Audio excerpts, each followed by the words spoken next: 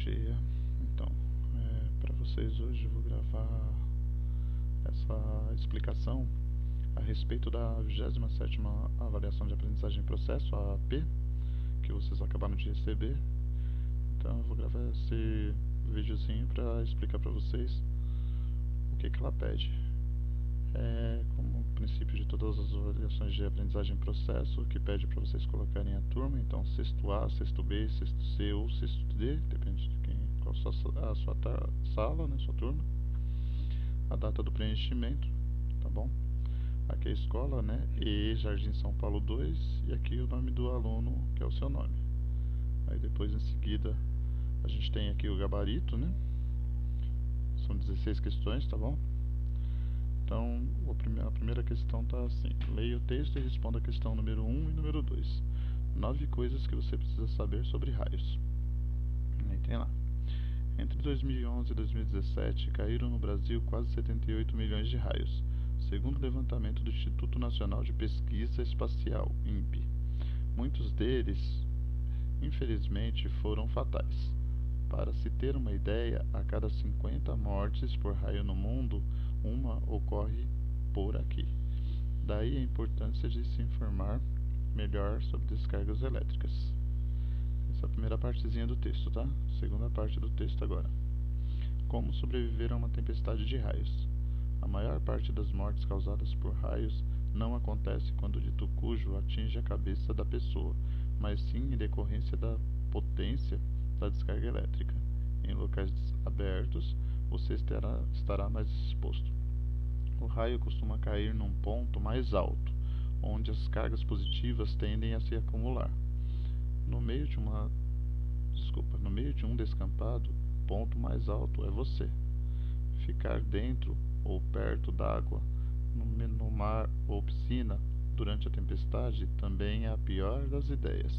A água é condutora da eletricidade e, com isso, as suas chances de ser atingido e morrer são grandes. Uma simples tenda ou árvore pode até te proteger da chuva, mas certamente não vai te proteger dos raios. Com isso, evite ficar embaixo de uma árvore, porque além dela correr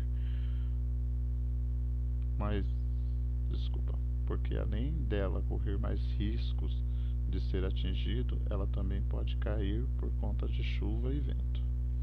Os lugares mais seguros são dentro de casa ou de um prédio, desde que você fique longe das janelas ou portas, e também de condutores de energia como telefones com fios, canos e metais em geral, além de equipamentos eletrônicos como TV e ar-condicionados ligados. Durante uma tempestade, tire os aparelhos da tomada e fique longe do perigo até passar.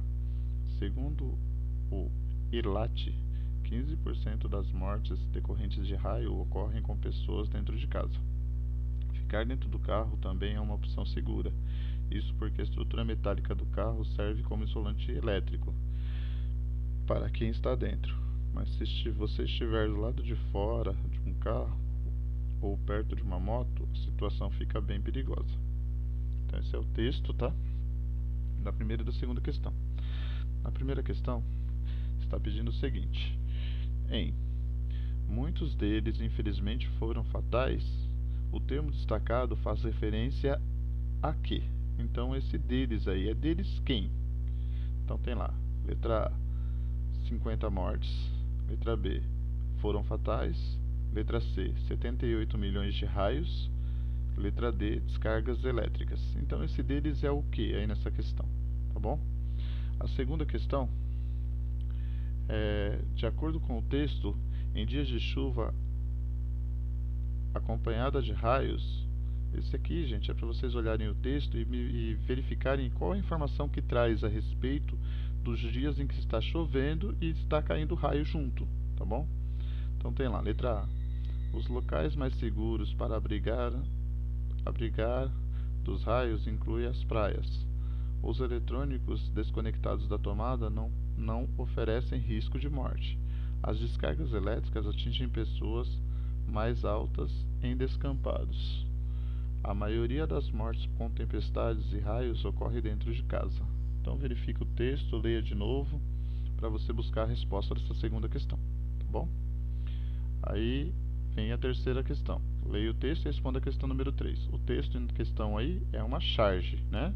É uma tirinha, na verdade. Então tem lá: Hagar, vá cortar madeira para o fogo. Aí Hagar responde: o que lhe dá o direito de me dar ordens assim? Aí a mulher do Hagar: frango assado e bolinhos para o jantar. Aí o pensamento do Hagar, né? Ai, ai, minha vida é feita de trocas. Aí tem lá. Questão 3. A esposa de Hagar utiliza a expressão vá cortar para expressar. O que ela quer dizer quando ela diz vá cortar? Ela dá uma sugestão, um conselho, uma ordem ou um desejo. Tá? Aí a questão número 4. A questão número 4 pede para que você leia o texto, e aí a gente tem aí uma TV, né? A imagem de uma TV. Aí tem lá: confira as avaliações dos clientes ao produto. Então, isso provavelmente foi tirado de um site, tá bom? Mas na verdade isso aqui foi elaborado por alguém para essa atividade, mas geralmente só aparece em sites, tá bom? De compra. Tamanho bom, boa marca, satisfaz as minhas curiosidades. Um pequeno detalhe sem muita importância, mas que poderia ser melhor, é o stand-by, com pouco brilho. Excelente Smart TV. Controle único de fácil manuseio, sistema operacional rápido e de fácil acesso. Ótimo custo-benefício. Mas o prazo de entrega não foi cumprido. De acordo com a norma padrão, os termos sublinhados no texto devem ser substituídos respectivamente por. Então é assim, ó. Tem o mas com acento lá na primeira partezinha do texto e o mais com IS no final, que está na segunda partezinha do texto. Como que eu posso substituir isso? Então tem lá as opções de mais e mas, tá? Então, lembrando só, né? Um é advérbio de oposição e o outro tem ideia de soma. Então é para pensar aí e responder a questão número 4, tá bom? A questão número 5 e 6 tem um novo texto aqui para ser lido, tá bom? Então vamos lá. Questão número 5 e 6, leia o texto e responda as questões 5 e 6. Perseguição. Meia-noite. Cansado e com sono, lá estava eu, andando pelas ruas sujas e desertas dessa cidade. Minha única companhia era a lua e alguns animais de vida noturna. Num canto havia um cão e um gato tentando encontrar alimentos, revirando latas de lixo. Em outro ponto da rua, ratos entravam e saíam de um esgoto próximo à padaria da esquina. Eu estava tentando lembrar por que havia saído tão tarde do emprego, quando ouvi uns passos atrás de mim. Caminhei mais depressa, sem olhar para trás. Comecei a tremer e a suar frio. Coração acelerado, aqueles passos não paravam de me perseguir. Virei depressa. Não havia nada além de sombras. O medo aumentou. Ou eu estava enlouquecendo, ou estava sendo seguido por algo sobrenatural. Corri desesperadamente. Parei na primeira esquina, ofegante. Olhei novamente. Nada. Continuei a andar, tentando manter a calma. Faltava pouco para chegar à minha casa. Já mais tranquilo, parei, finalmente em frente à minha porta.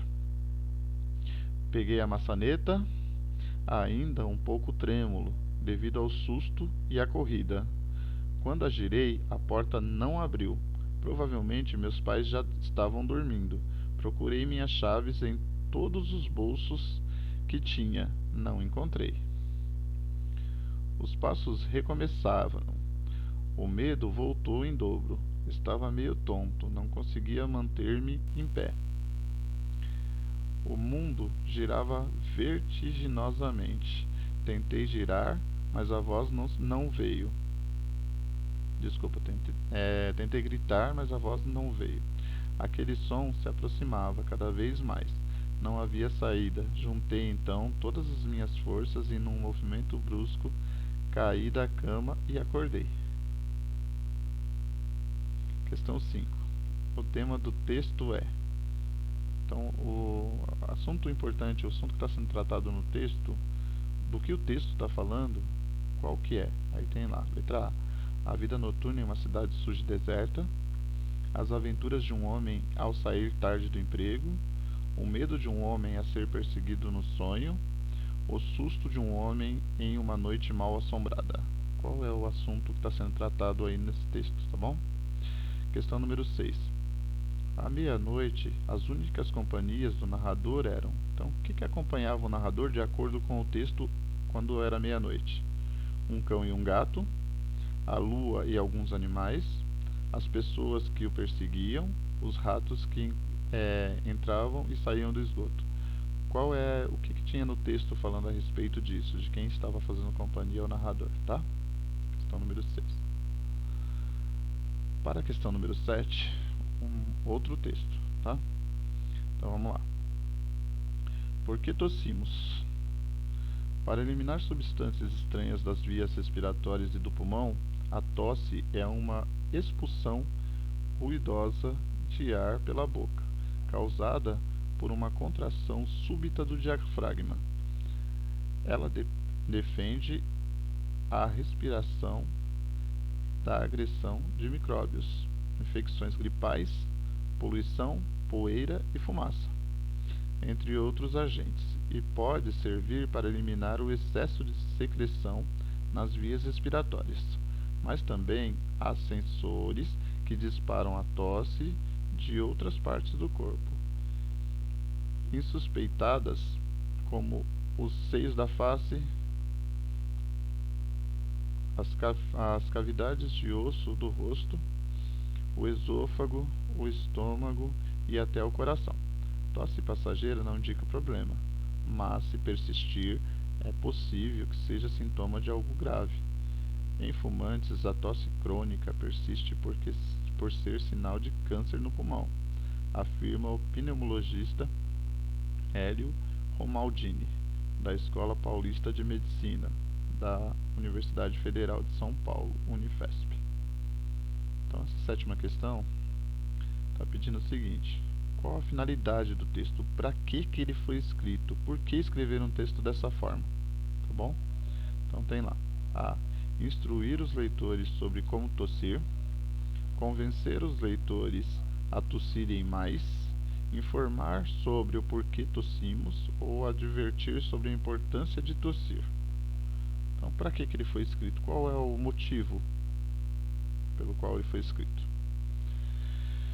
Aí tem questão 8, leia um texto que na verdade é uma placa, né? Que tem lá atenção, aí tem um símbolo de um menininho, aí dê preferência ao pedestre. Tá? Aí a questão é a seguinte: além da escrita da palavra na placa, preferência,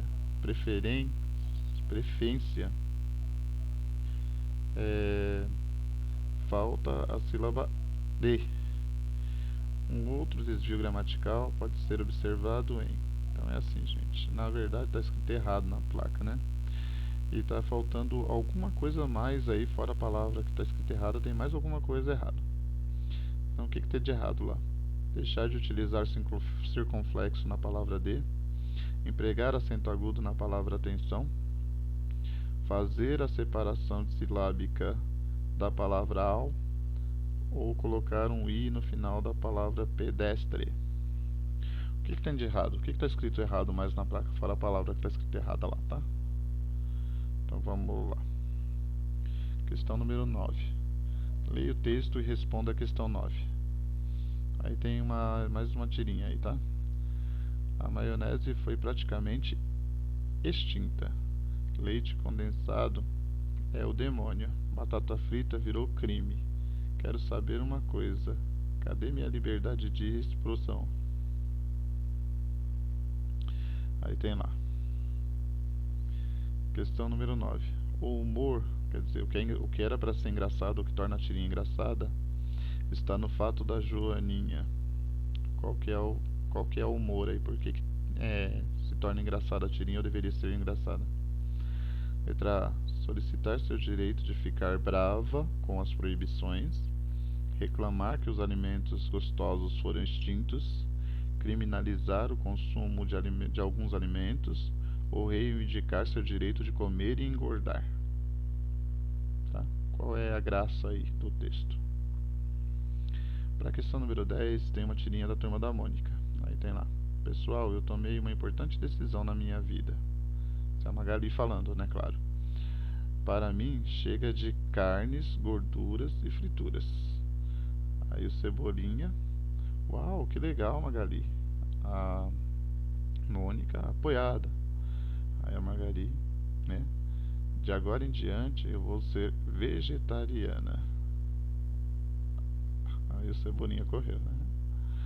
O humor do texto está no fato de... Por que é engraçada essa tirinha? Cebolinha se sentir ameaçado e correr. Magali afirmar que vai se tornar vegetariana. Magali dizer que não vai mais comer carnes gordurosas e frituras. Letra D, Cebolinha e Mônica se mostrarem animados com a decisão da Magali. Então, qual é a graça do texto aí? Questão número 10, tá? Para a questão número 11, tem um texto que chama Shoppings tem regras diferentes para pets, saiba onde seu cão é aceito. Aí tem lá: em São Paulo, cada complexo tem suas restrições e alguns não permitem bichos. A maioria aceita cães de menor porte, mas nenhum na praça de alimentação. Aí tem lá: para quem acha que o cachorrinho de estimação é um integrante da família e deve ir ao passeio no shopping, é preciso cuidado para evitar constrangimentos. Na cidade de São Paulo, nem todos permitem a entrada de bichos. Há aqueles que só autorizam se o animal ficar no colo. Cães grandes, quando podem entrar, só com focinheira. Mas todos são unânimes. Animais não circulam nas praças de alimentação. Acho que os cães são mais companheiros e assim gostamos de ir a todos os lugares com eles, afirma a médica Alice Yamada, de 49 anos, que na noite da quinta-feira 20 passeava no museu da Praça Bulldog francês no shopping Jardim Sul, no Morumbi, zona sul de São Paulo. Ali as regras são: cães de médio e pequeno porte são permitidos. Se forem considerados bravos, devem estar com focinheiras. Todos precisam estar com a coleira. E em caso de usar as escadas rolantes ou elevador, o dono tem que pegar o animal no colo. Normalmente as pessoas gostam da Mutizê. As crianças brincam com ela. Eu me socializo e a cachorra também, diz Alice. Na capital não é permitida a entrada dos cãezinhos em 5 locais: Shopping Metrô Santa Cruz, Shopping Ibirapuera, Mega Polo Moda, Shopping Panambi, Jaraguá e Shopping Metrô Tatuapé. Outros empreendimentos autorizam a entrada de cachorros de pequeno e médio porte, em alguns casos só no colo. No Shopping Frei Caneca, por exemplo, na região central, cachorro grande só entra por uma porta especial que dá acesso direto ao pet shop. E o único local onde podem andar. Há uma semana, um adesivo foi colocado na porta de entrada informando sobre a restrição. Para os donos de cães, mais do que autorizar o cliente canino, é preciso bom senso. A desvantagem do cachorro no shopping é que não pode deixar ele fazer as necessidades no chão, mesmo que você limpe. Fica chato, afirma Ricardo Lemos. A médica Alice concorda e se previne de 2 formas: dá uma volta na rua com a cachorrinha antes de entrar no shopping e carrega saquinhos plásticos no bolso. É um pouco desagradável. Tem dono que extrapola e até vai com o cachorro na área de alimentação, afirma. Tudo é o bom senso do dono. Eu trago porque ela é quieta. Shopping é lugar que tem muita gente. Alguns gostam de cachorros, outros não. diz a atendente de telemarketing Ana Paula Araújo Ferreira, de 21 anos, dona de uma Poodle, Judy. Questão 11. A frase em que há marcas de posicionamento da jornalista é... Então eu quero saber aqui onde aparece a opinião da jornalista. Então ela tem um posicionamento, ela se posiciona, ela assegura a sua informação, a informação que é pertinente para ela, para a jornalista. Em qual desses trechos tem isso? Então vamos lá. Letra A. Nem todos permitem a entrada dos bichos. Letra B.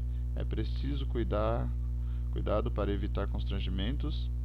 Letra C. Na capital não é permitida a entrada de cãezinhos em 5 locais. Letra D. Um adesivo foi colocado na porta de entrada informando sobre a restrição. Então aqui é só olhar qual que não é a informação pertinente, que é a informação do pensamento da jornalista, e essa vai ser a resposta correta, tá? Para a questão 12 tem lá 20 tiras de Calvin e Haroldo para refletir sobre a vida e sobre o mundo. Aí tem os dois personagens, né? Calvin e Haroldo. Não. Calvin e Haroldo é uma tira diária criada pelo cartunista americano Bill Watson, que foi veiculada entre os dias 18 de novembro de 1985 até 31 de dezembro de 1995. Considerada uma das grandes tiras de jornal de todos os tempos, a série se mantém atual justamente por tratar de temas extemporâneos, tá? Então essa palavra aqui significa que passa pelo tempo, tá? Não é de um tempo só. Como o amor, a família, a amizade e também assuntos de interesse geral, como o ambientalismo, educação pública, filosofia e opinião pública. 45 milhões de livros de reuniões de cartoons foram vendidos ao mundo todo. E mais de 2,4 mil jornais já reproduziram ou reproduzem os desenhos. Inclusive, diariamente, o Estado veja a seguir 20 vezes em que Calvin foi docemente filosófico. A palavra quase não sai. Questão 12. A expressão utilizada no texto que aponta para o posicionamento do jornalista é... Então aqui é a mesma questão da outra, tá? Quero saber qual é a opinião, onde ele está se posicionando aqui, tá? Então, lá. Docemente filosófico, temas espontâneos, assuntos de interesse geral, se mantém atual. Aí questão 13, tá? Longa história curta. Numa estrada estreita e escura havia uma casa de porta larga e clara. Ali morava uma velha magra e pálida, com sua filha bonita e corada. Um dia a velha magra e pálida e a filha bonita e corada atrelavam seu burro preto e velho com a carroça branca e nova, fecharam a porta larga e clara, pegaram a estrada estreita e escura e foram para uma cidade grande e sossegada, onde havia uma feira pequena, mas movimentada. Ali chegando, a velha magra e pálida e sua filha bonita e corada desceram da carroça branca e nova e amarraram o burro preto e velho num poste fino e comprido, com uma corda grossa e curta.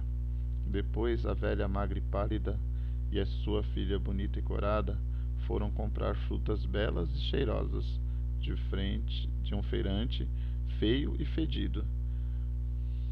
Pegaram uma sacola grande cheia, porém a carteira pequena estava vazia. Então a velha magra e pálida e sua filha bonita e corada puseram-se às costas o saco com as frutas belas e cheirosas e fugiram do feirante feio e fedido. Mas quando a velha magra e pálida e sua filha bonita e corada chegaram à carroça branca e nova, viram que o burro preto e velho, mal amarrado ao poste fino e comprido, com a corda grossa e curta, havia escapulido. Então correram todos, o fedido e feio feirante, atrás das cheirosas e belas frutas, atrás da pálida e magra, velha, e da corada e bonita, filha, atrás da nova e branca carroça, atrás do velho e preto burro, até chegarem à larga e clara porta da casa da escura e estreita estrada para acabar esta longa história curta. Questão 13. O uso dos adjetivos indicando contradições provoca um efeito de quê? Então, adjetivo, qualidade dos seres, né? Então, bonito, feio, alto, magro, tá? Então, eles têm aí eles indicam uma contradição. Para que essa contradição, né?